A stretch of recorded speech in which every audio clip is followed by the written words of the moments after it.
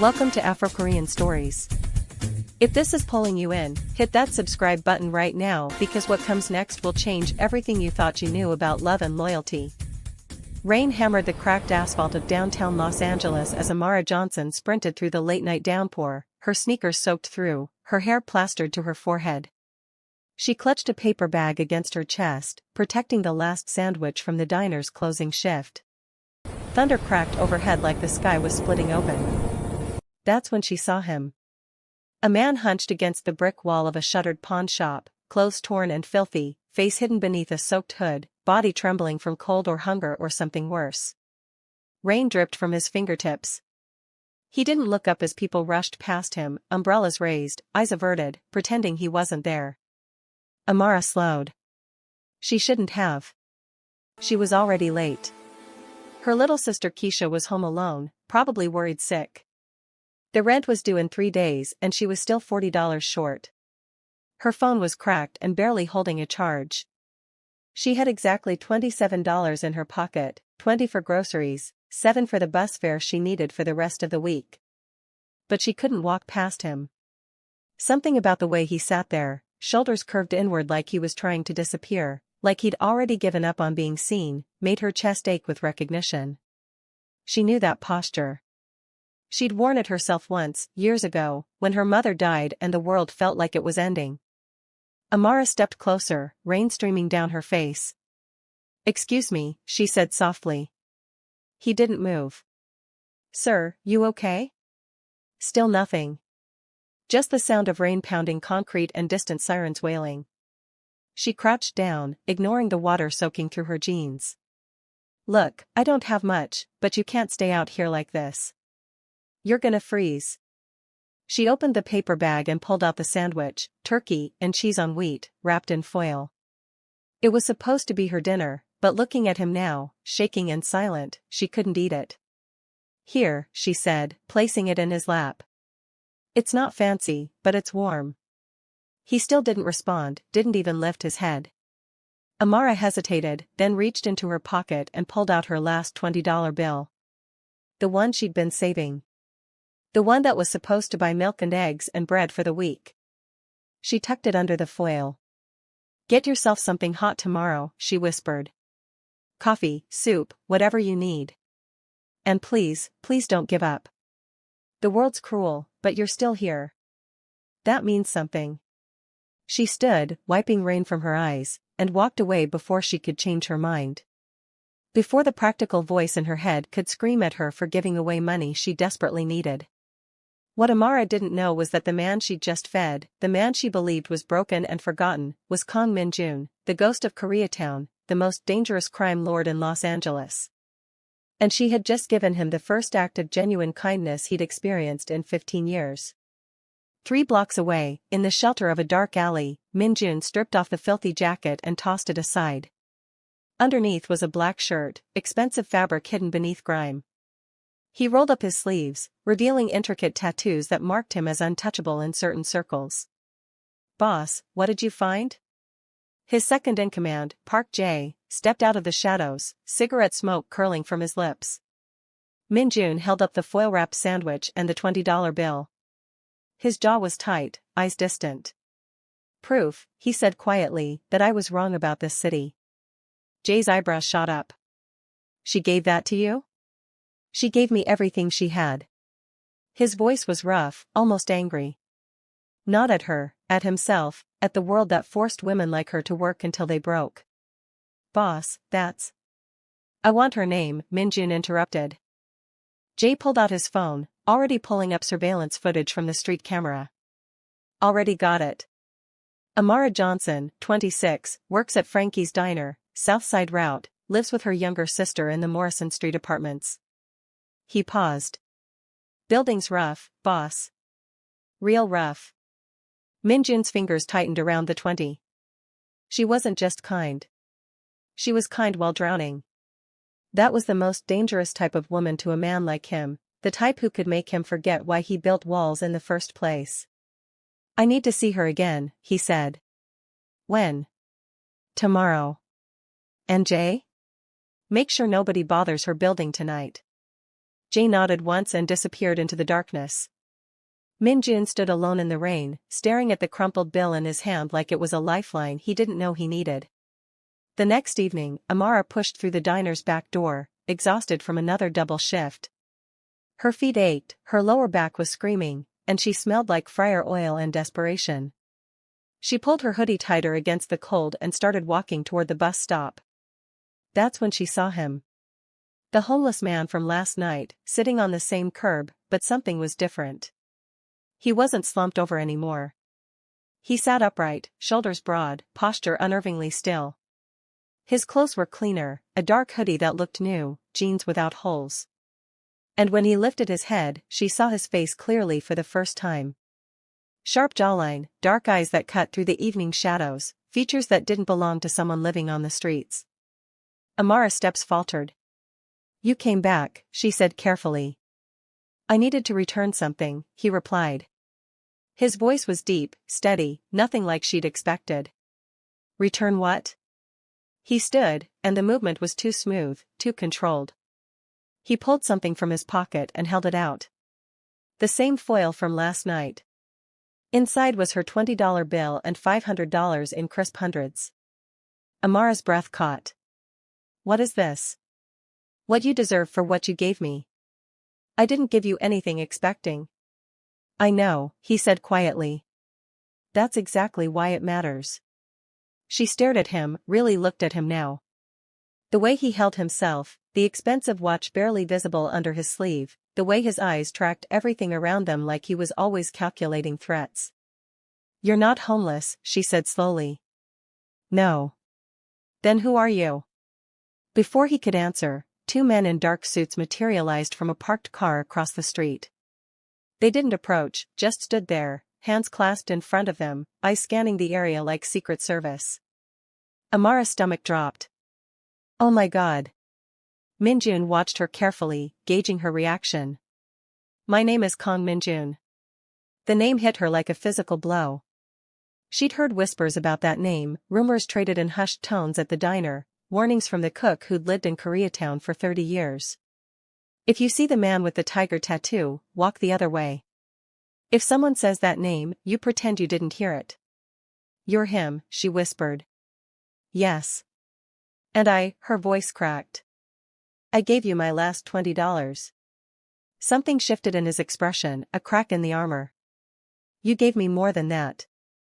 You gave me your compassion when you had every reason to keep it for yourself. Why were you out there?" The question burst out of her. "Why would someone like you pretend to be homeless?" Min-jun's gaze drifted past her, toward the lights of the city.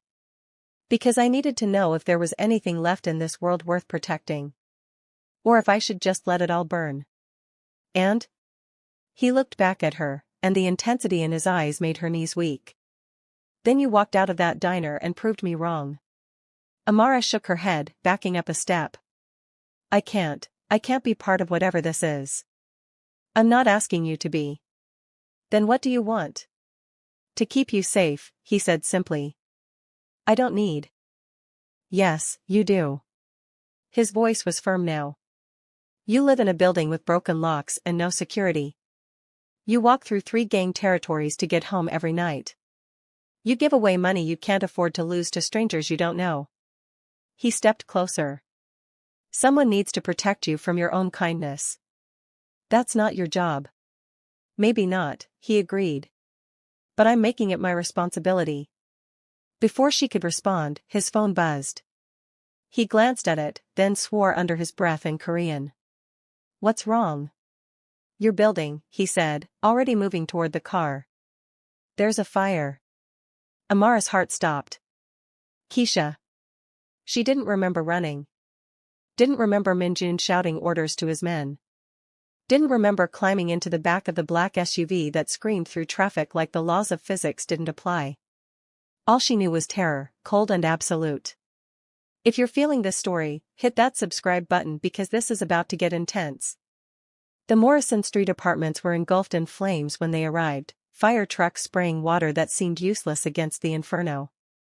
Residents stood in clusters on the street, crying, shouting, wrapped in blankets. Amara burst from the car before it fully stopped, screaming her sister's name. Keisha! Keisha! A firefighter grabbed her. Ma'am, you can't go in there. My sister's inside. 4th floor, apartment 4C. We're doing everything we. Minjun appeared beside them, his voice ice cold. Where are the people from the 4th floor? We're still clearing that section, the stairwell collapsed. Minjun didn't wait to hear the rest. He moved toward the building. Amara grabbed his arm. What are you doing? Getting your sister. You'll die in there.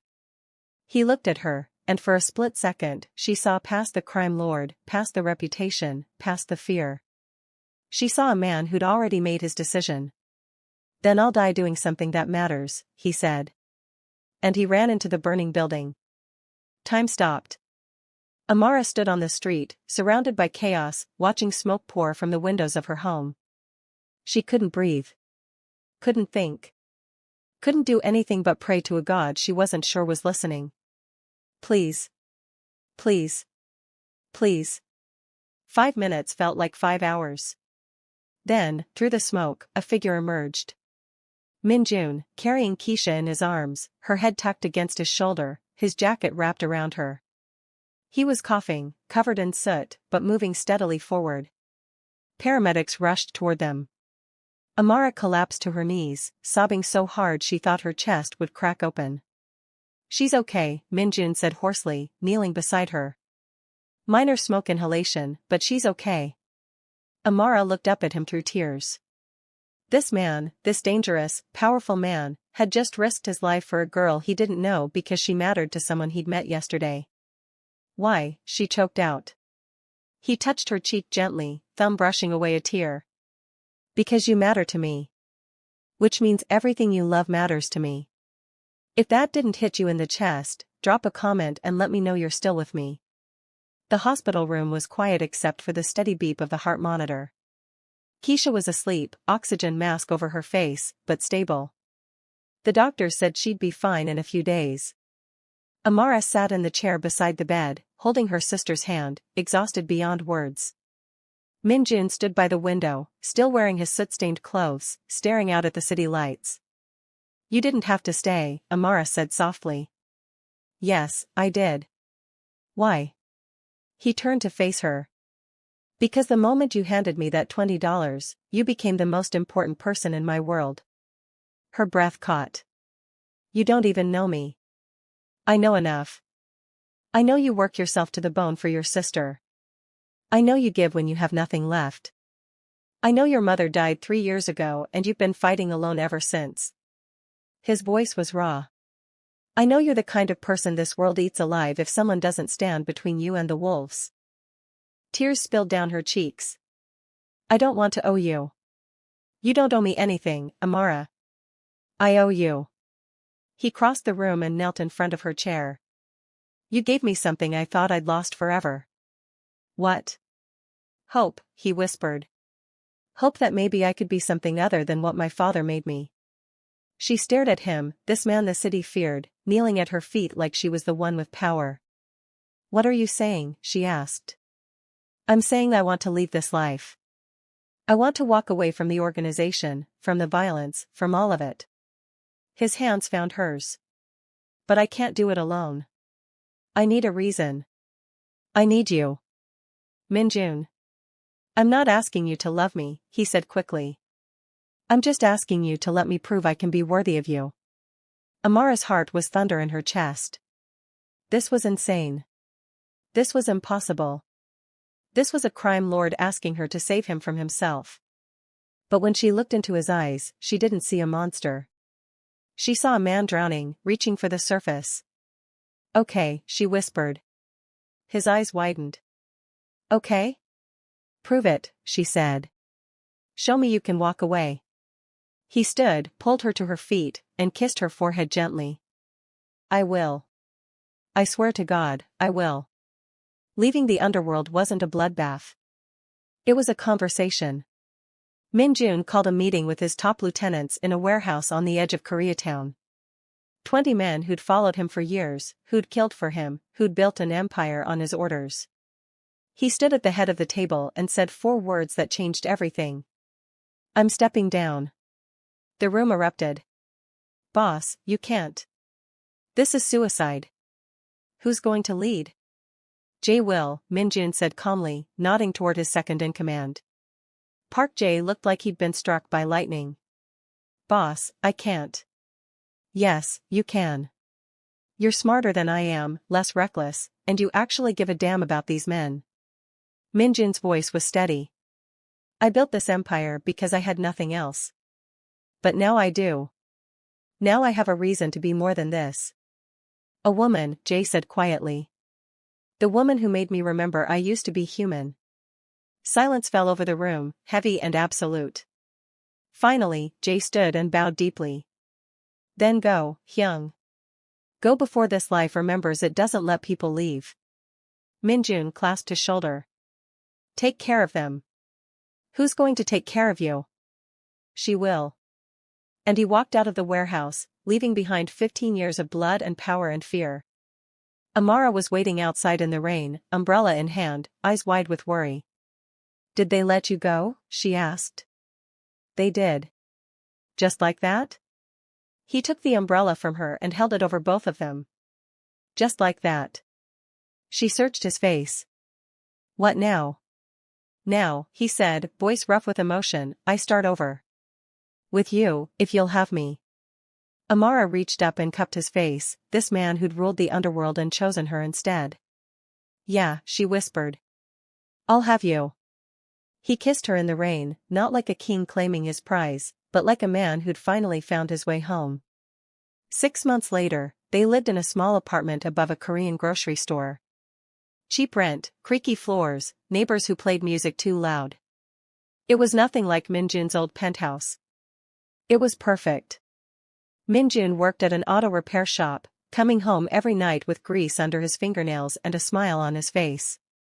Amara got a job at a community center, teaching kids after school. Keisha was thriving, making friends, laughing again. One evening, Minjun came home carrying something behind his back. "What are you hiding?" Amara asked, stirring a pot of stew on the stove. He pulled out a $20 bill. She froze. "Is that?" "The same one you gave me that night," he said softly. "I kept it. I've carried it every single day since." Tears welled in her eyes. "Minjun. That night, you saved my life, Amara. Not because you knew who I was. Because you didn't care. You just saw someone hurting and you helped." He took her hand. "I want to spend the rest of my life being the man you saw in me before anyone else did." He knelt down, pulling a simple ring from his pocket.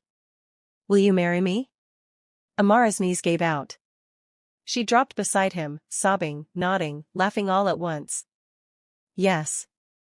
Yes. 1,000 times yes." He slid the ring onto her finger and pulled her into his arms, holding her like she was the only thing keeping him anchored to the earth. Outside, rain started to fall again, soft and steady. Inside, 2 people who'd found each other in the darkness finally stepped into the light. Because sometimes love doesn't start with fate or destiny or grand romantic gestures. Sometimes it starts with $20, a sandwich, and 2 broken people brave enough to see each other's humanity. And if this story touched your heart, do me a favor, hit that like button, drop a comment telling me what you thought, and subscribe because we've got more stories like this coming your way. Trust me, you don't want to miss what's next. Love isn't always loud. Sometimes it's quiet. Sometimes it's $20 in the rain. Sometimes it's a crime lord learning to be gentle and a waitress teaching him that kindness isn't weakness. Sometimes, it's everything.